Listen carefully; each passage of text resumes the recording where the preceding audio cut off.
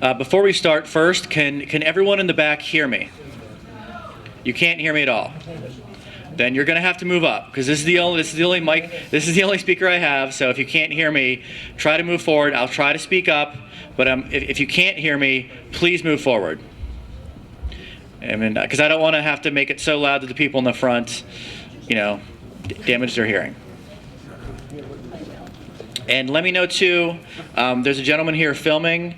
If people behind him have a problem seeing, please speak up. So he will move to the side so that it doesn't interfere with your ability to see me or see the speakers later on.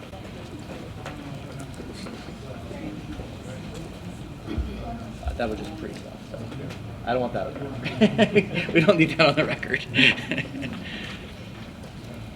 Good evening, everyone. On behalf of the Federal Energy Regulatory Commission, I want to go ahead and thank everyone for coming out tonight. And for those of you who do not know, this is a scoping meeting for the Northeast Energy Direct project that is proposed by Tennessee Gas Pipeline.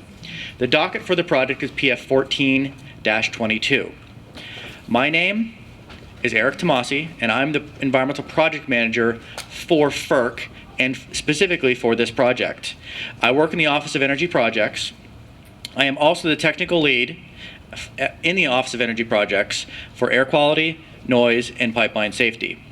I have several people here with me tonight. I want to go ahead and point them out. You saw them when you came in. They were helping you sign in and giving the information. They're a contractor for us.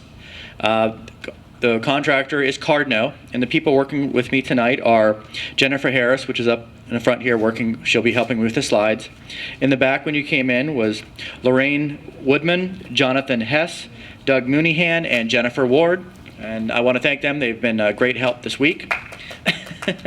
And there's a few other things.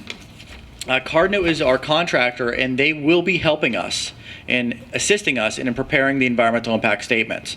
Now, the way that I'll explain how that works a little later, but we will go ahead and fully explain our process and the environmental impact statement process later in my speech here.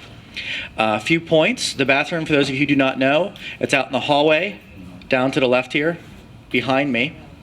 And if we have enough speakers that sign up, we may take a break, both to give my stenographer a little break and myself a short break, and then we will restart. At this point, we have around a little over 20 people signed up. After that, if any other people wish to speak after the first set of speakers are done, we'll go ahead and let you come up. Now, the way this is going to work, for those of you who do not know, is I'm going to go ahead and give my speech here, and then we're going to turn this around so people can speak directly to me at the front table. Now, that will mean that some of you will not be able to hear what the speakers are saying, because the speaker is in front of this, and it'll be directed towards me. So that means there's no other way to do that. We'll try to angle the podium so that you can hear it as much as possible. Okay. Also, I mentioned the stenographer earlier. We do have a court reporter here, and they're going to transcribe this meeting. That's so we can have an accurate record of the meeting, and that record is going to be placed into the FERC's e-library system, which I'm going to explain a little later. But that e-library system contains the whole public record for this proceeding, for this particular project. Now, FERC does have a transcription contract with ACE, and if you wish to obtain a copy of the transcript before it's placed into the public files, you have to make arrangements directly with ACE. Okay? If you could move the next slide, please. Now, tonight I want to talk a little bit about the following. There's a few things up on the slide you see up front, but there's a few other things which I want to talk about. First, what I'm going to talk about tonight is I'm going to summarize the project. I'm going to go ahead and explain the role of FERC in the review of this project. And 3, outline how the public may participate in the process. And lastly, allow you, the public, an opportunity to voice your concerns about the project in this particular forum. Also, I will ask you to hold your questions until the end. The last few nights, even with the amount of people we've had in Rensselaer County, I was able to answer a few questions at the end, and I will do that again tonight if time allows. For those of you who did not sign up, there is a sign-up table at the very front when you walked in, that it will have you'll get a number card that'll be the number of the speaker that you would be. So if you want to sign up to speak, please go back up and get a card.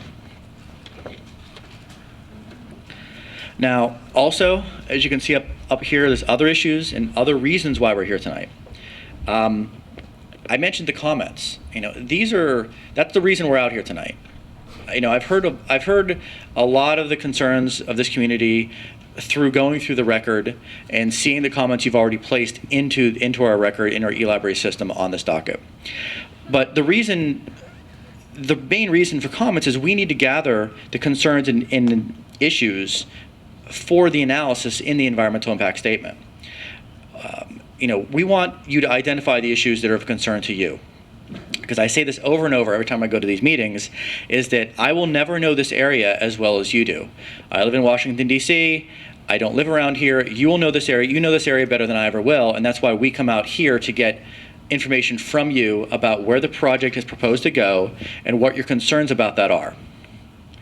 And another thing is that even if other people you know or you've seen comments on the record that are similar to your comments, file them.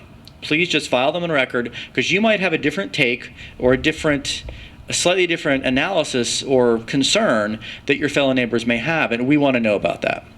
Because we will go ahead and analyze every single comment that we get. And so if you're not sure about the comment, just file it. It's better to get it on the record and let us know about it than be shy or not want to give that to us. Also, as I mentioned earlier, I'm going to talk a little bit about the FERC review process. And lastly, tonight, I'll allow you to come up and you'll speak on the record, and it'll be transcribed and then put into our system.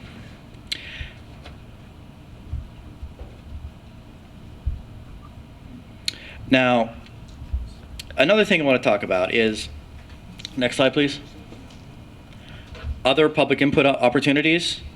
This is not your only way to comment. Now, as you know, and as I just described, we have a lot of comments on the record.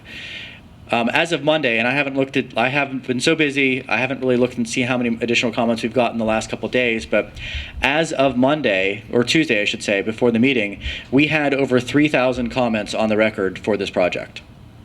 That is obviously a very large amount of comments, but we will look at every single one of those. So that's why we come out here, is to get those comments and really allow you to see that we're listening to you. We want to get those comments from you so that we can address your concerns. But there are multiple different ways to get them. Obviously, you can speak tonight. That's one way. You can go ahead and file your comments on the record written. There's a couple ways to do that. One, you can file them, just go ahead and mail them to us. No problem. Secondly, you can go ahead and go through our e-library system, which you can upload that letter. Now, if you do choose the former, which is to mail them, there's a couple ways you can do that. Just do it normally through the mail. You can also take one of the forms that we have up in the front of the room, and you can go ahead and mail that back into us, or you can fill it out tonight and give it to me tonight, and we'll put that into the record for you. I mentioned a little bit about the e-library system. That is where you go to FERC.gov. You go to e-library and you go ahead and you can upload a letter and any attachments, any studies, anything you wish into our e-library system under this docket. I think the biggest thing for you to realize is that when you file something on the record, please make sure that it has the docket number for this project on it. The docket number is PF 14-22, and that should be on all correspondence that you file with us. Now, there's another really quick way that you can go ahead and give me a comment, other than written letter or the comment letter up front or speaking tonight. Is on our FERC.gov website, there's also something that we have which is called Quick Comment. It's a real quick form that you fill out on our e-library system, and it allows you to make a really quick comment on the record just to tell us what your individual concerns are. There's not really a character limit, but you can flesh out your comment as much as you want. Now, there's other opportunities as well. This is a process. I'm going to talk about the process a little later, but we will be back out again for additional meetings after we issue the draft environmental impact statement. After we issue the draft, which will be sent to everyone on the mailing list. We will be back out for additional comment meetings, and what those are going to be is, those are that's your opportunity to tell me and my staff how we wrote the EIS and whether we did a good job. So that's your opportunity to do that. Now, I guess one thing I wanted to talk about in all these comments is that mainly about the mailing list. Now, anytime you file a comment, please go ahead and include your address if you wish to be on the mailing list for this project. We have the mailing list sign up in the back when you walked in. If you're a landowner or have already received the NOI, you are already on the list. Okay, you're already in the mailing list. That means you're going to get the EIS. You're going to get all the notices that we send out. If you're not sure, please just go ahead and sign up so that we can make sure that you will get all those notices and the EIS when we issue that. So, and when you file a comment, if you have your address on there, we will include that. We will add you to our mailing list. So even if you do something like a quick comment, please go ahead and, if you wish, include your address so we can get you on the mailing list so you can get all the notifications and all of the documents in this project. Next slide, please. This is one of the most important things. I know everybody wants to be able to speak tonight, but there are some people who, a little shy of public speaking or are not able to completely give me all of their comments verbally tonight. That's why I want to emphasize very strongly that written comments are given exactly the same weight as verbal comments. And I can't emphasize that enough, because many times if you want to give us studies, if you want to give us voluminous reports or comments, you can't come up here and do that in 3, 4, or 5 minutes. You need to go ahead and file that on the record, and it's given the same weight whether you're here or if you couldn't make it and you file that.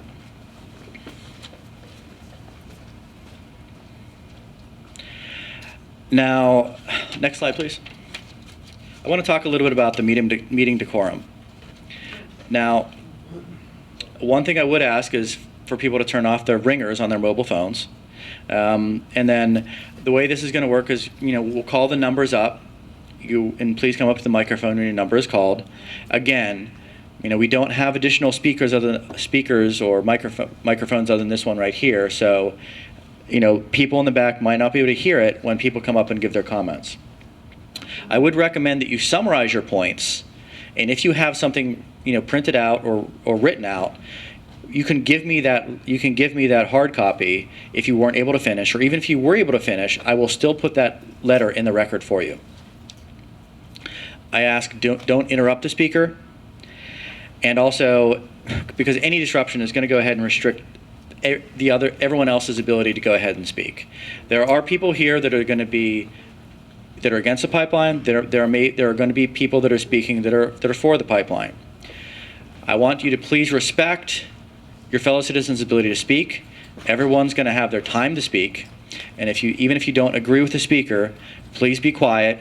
Let them speak. Polite applause is fine. I have no issue with that. A little bit of cheering, that's great, but please don't shout or jeer people while they are speaking. Now, I'm going to talk a little bit about FERC and who we are. Many of you already know this, but FERC is an independent agency, and what that means is our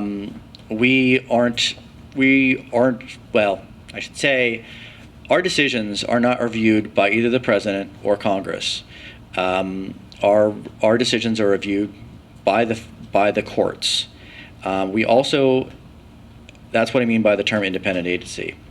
And we regulate the interstate transmission of electricity, natural gas, and oil. And FERC reviews proposals and authorizes construction of interstate natural gas pipelines like the Northeast Energy Direct project, storage facilities, as well as siting for liquefied natural gas terminals. We also go ahead and do licensing and inspections for hydroelectric facilities. And the reason we are here tonight is because as a federal licensing agency, we have responsibility under the National Environmental Policy Act to take a hard look at the environmental impacts associated with every project that's under review by FERC.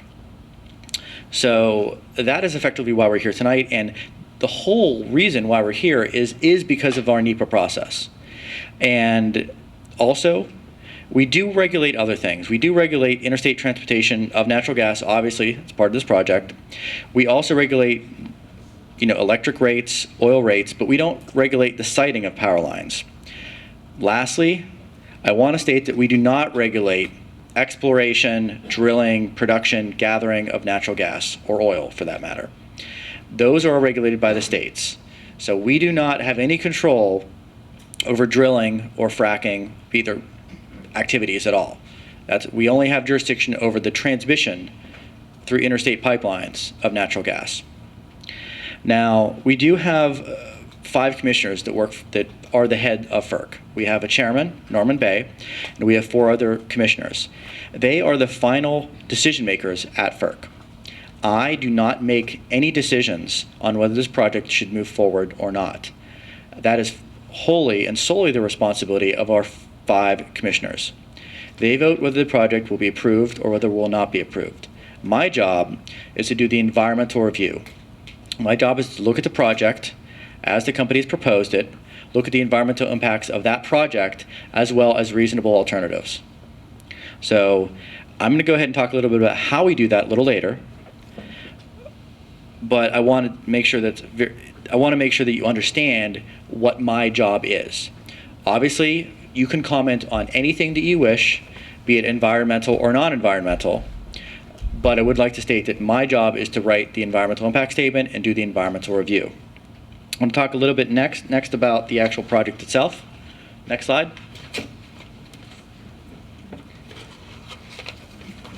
Okay, most of you are familiar with the project right now. It's currently about 412 miles of pipeline and facilities in Pennsylvania, New York, Massachusetts, New Hampshire, and Connecticut. We have, before us, the company has provided information on 9 new compressor stations, 14 meter stations, and 1 modified existing compressor station in Pennsylvania. There are many laterals that are proposed and loops. And when I say loops, loops are simply putting another pipeline next to another one. That's what I term by the same company. That's what I mean by looping. And those are being built in Massachusetts, Connecticut, and New Hampshire. Now, those of you who might be following the Kinder Morgan website or any news reports that for Kinder Morgan might have seen that Kinder Morgan actually had a press release today. They actually are modifying the scope of the project. Previously, Kinder Morgan has informed us that they were going to supply 2.2 billion cubic feet of gas through their eastern portion, which is their market portion, to Draycote up into Massachusetts, 2.2 billion cubic feet of natural gas, as well as that line would be a 36-inch diameter line running from Wright to Draycote, Massachusetts.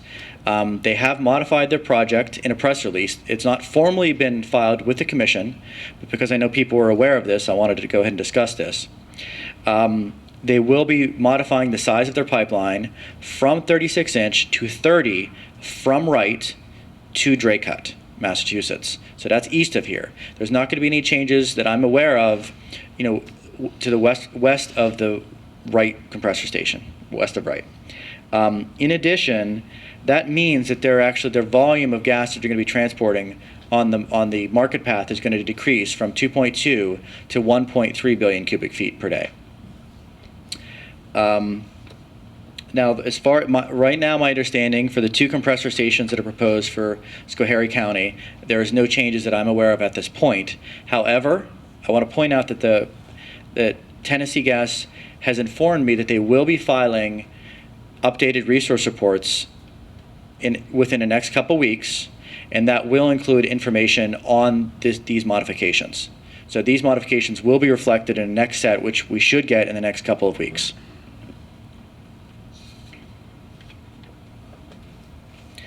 Now, could you just quickly go to the next map here?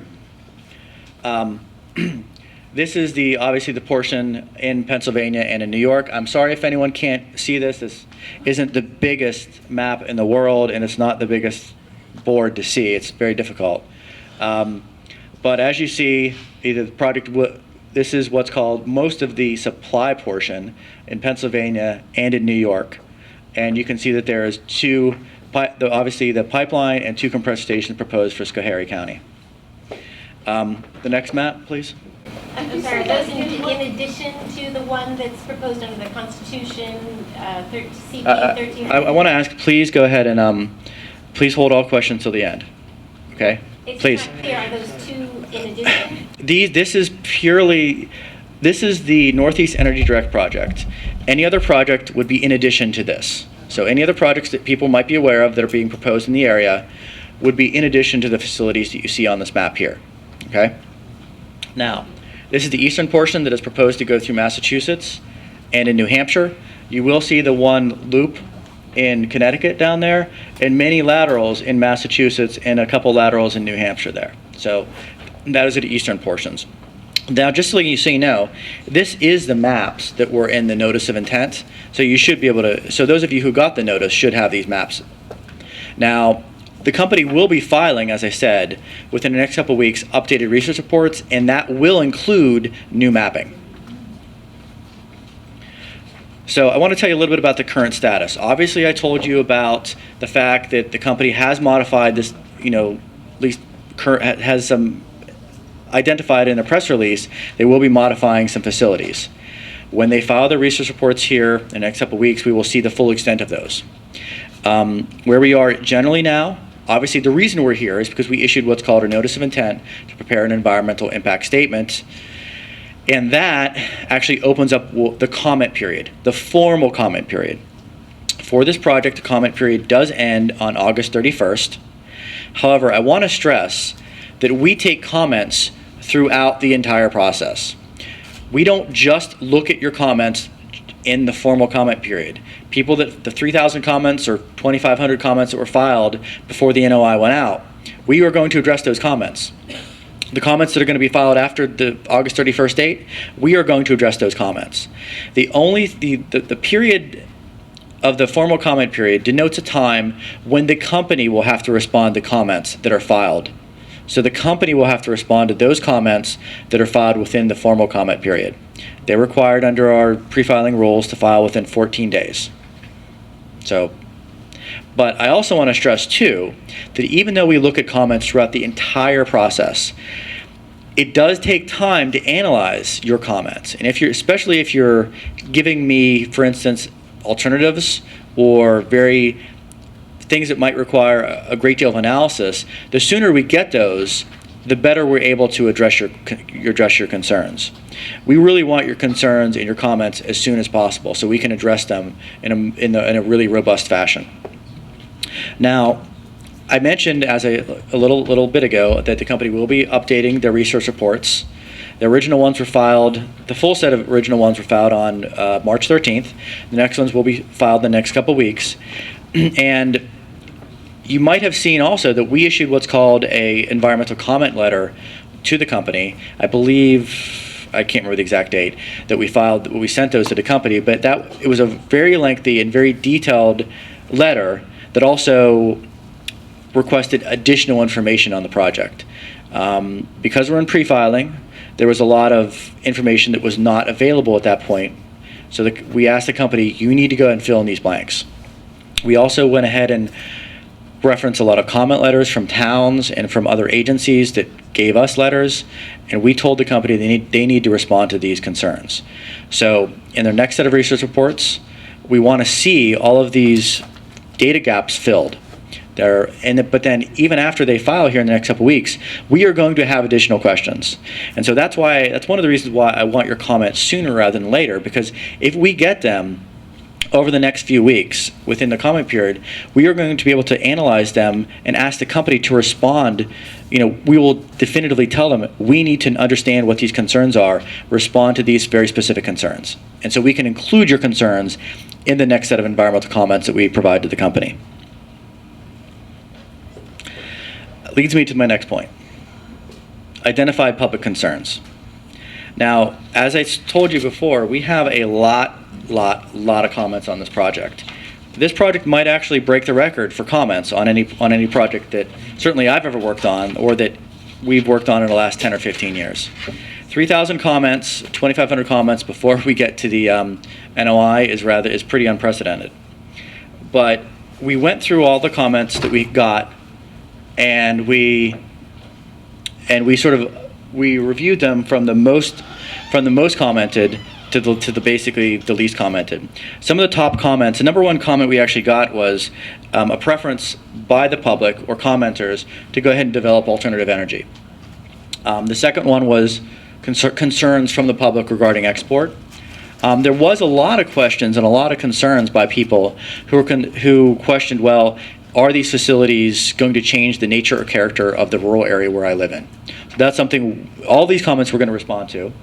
And obviously, this is more in the eastern portion of the pipeline, but there was a lot of concerns about development through, suburban or higher density residential areas. And of course, there's a lot of questions and concerns about cumulative impacts, as well as fracking or transporting gas from shale regions through New York State. And there was definitely a lot of concerns about aquifer damage, and of course compressor station noise and air emissions. This is just a really quick summary of some of the concerns. There's many more concerns that we've gotten from the public other than these. These are just some of the top ones that we received, and a lot of them have come from this area. So, we're listening to what your concerns are, and our job is to address those.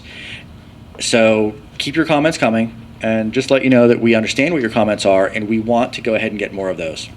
There's a couple things that people questioned in some of the earlier meetings that I want to talk about right now. Is discussing there's a few things, which is eminent domain and easements.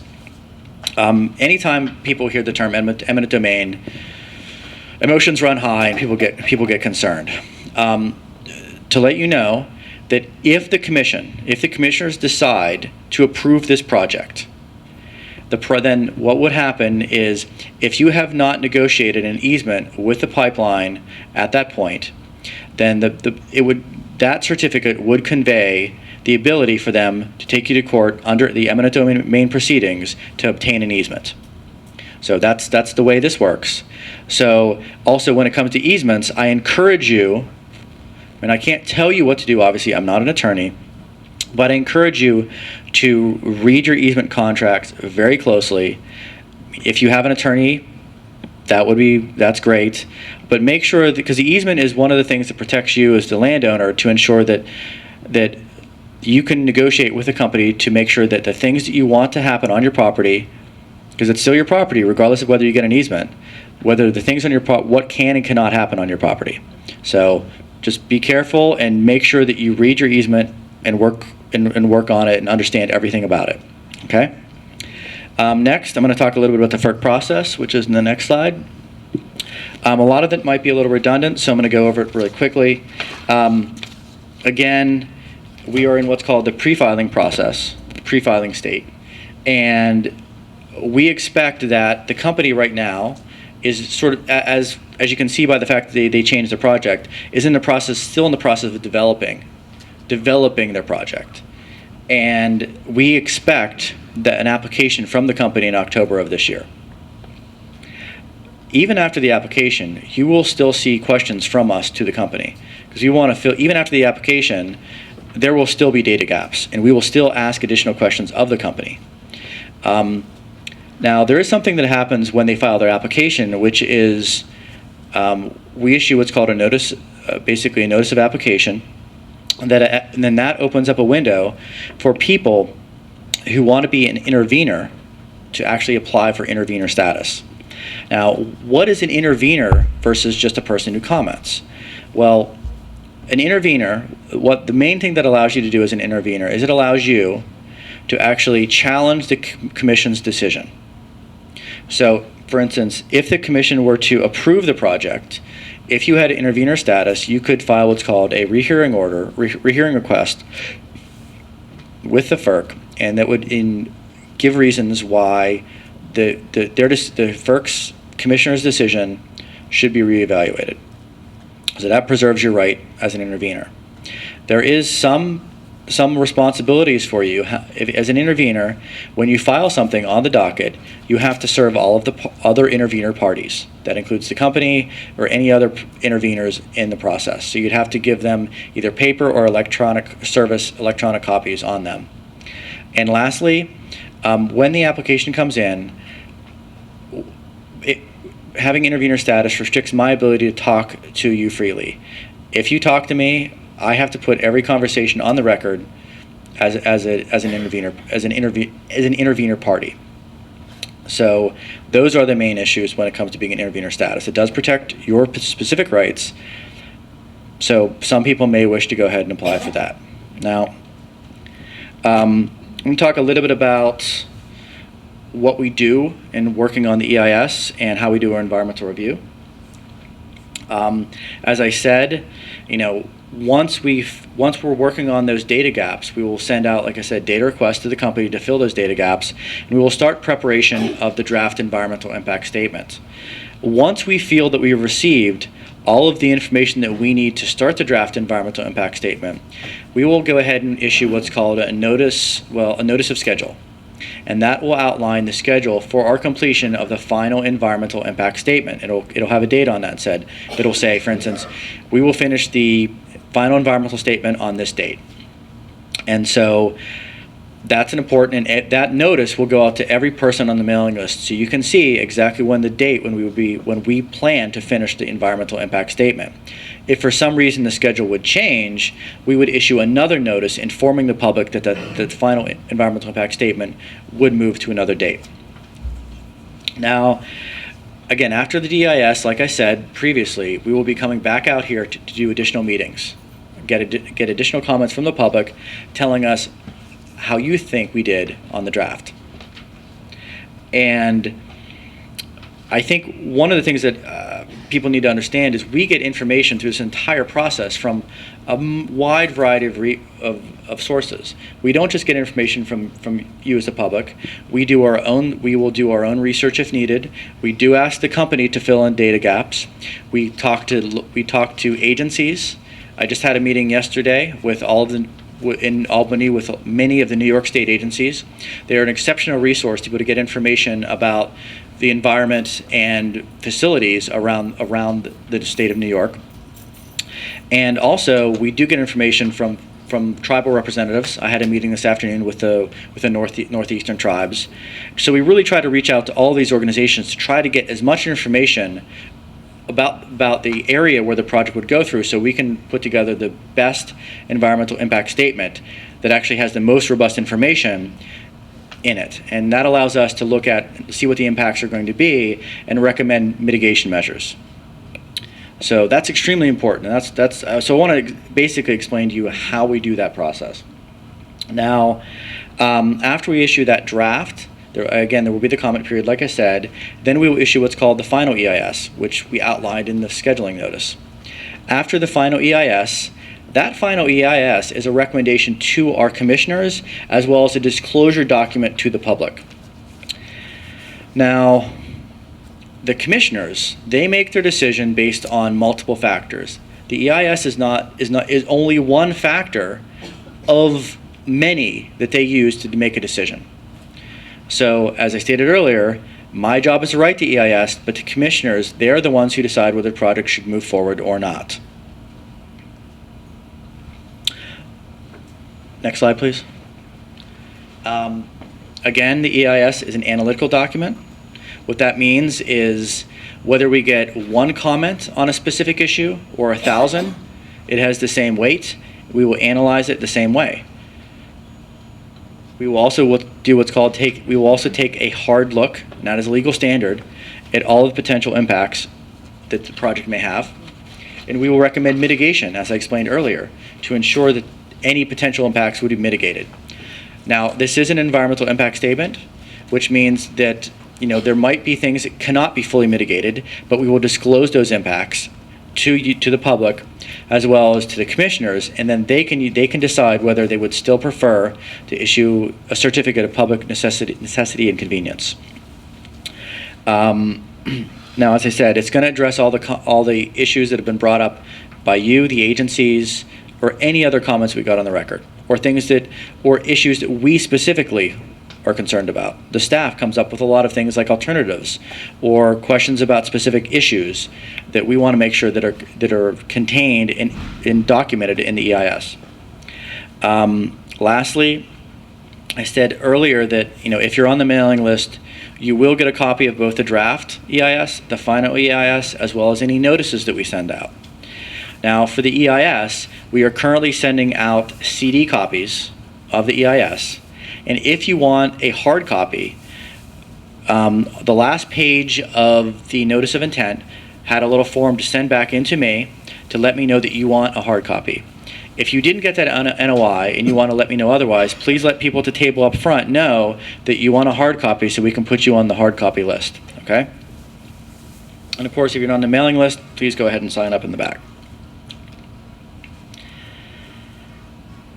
Next slide, please. Now we're going to go ahead and start I'm going to start asking people to come up for comment.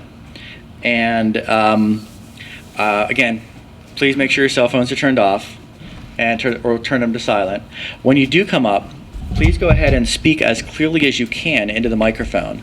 And this is because this microphone is a little sensitive. If you move off to the left or the right, no one will hear you. But the main thing is we want to make sure that the court reporter can get your words recorded and transcribed properly. So speak clearly and as slow as you can so that he can make sure, so he can get all of your questions and comments into the record. Also, please, when you come up, spell your name for the stenographer, and we will have a time limit, and we're going to give everyone 4 minutes tonight to speak. And when you come up to the microphone, you will see on the table ahead of you. And could you hold that up so everyone can see it? There will be a little stoplight up there. Now, it'll be green while you still have time to speak. It will turn yellow, which means you have 30 seconds left to speak. And when it turns red, your time is up, and I will ask you to stop. I will be telling you, and most of you will not be able to hear this because I don't have a microphone up front, when you reach the 30-second point. So hopefully, if this will go nice and smoothly, and everyone will have the opportunity to speak. Again, after we call the last speaker, I will allow other people to come up and sort of continue their comments if they got cut off early, or at people that did not sign up to speak, they can come up at that time. Also, I will go ahead and answer questions. That will be a little difficult in this format since we only have one microphone. So at that point, I'll explain how we're going to do that. Lastly, I want to make sure that you do not interrupt the speaker. I know there's going to be people, as I said earlier, that are on the pro side or that are on the con side. I want to make sure that everyone has the ability to speak for their 4 minutes. Everyone has that right here tonight, and everyone is going to be given that opportunity. If everyone goes by these rules, I think it'll go very smoothly, and I think we'll be able to get everybody here who wants to speak. They should be able to speak tonight. So we're going to go ahead and call up our first speaker. Now I will go ahead and allow elected representatives to speak first, as they represent more than just themselves. So we're going to call one elected official first. So give me 1 minute here to get the podium turned around, and we'll go ahead and have the elected official come up.